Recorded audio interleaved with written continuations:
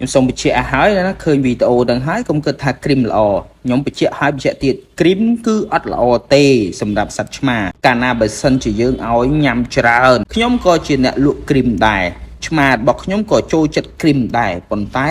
និយាយគ្នាហើយគឺមិនល្អទេនៅពេលដែលយើងឲ្យច្រើនណា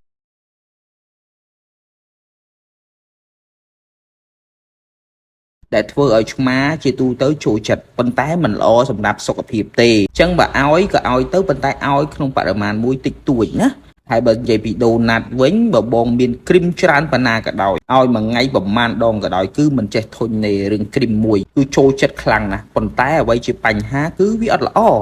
សម្រាប់សុខភាពដែលជាហេតុយើងអត់ចូលចិត្តឲ្យទេហើយបើសិនជាឲ្យគ្រីមហើយបើចង់ប្រើធ្វើអីក៏បានដែរដោយសារអីគាត់ចូលចិត្តនឹងហើយដែលជាបញ្ហារបស់គ្រីមចឹងបញ្ជាក់ទៀតគ្រីមច្រើនគឺមិនល្អទេសម្រាប់សុខភាពណា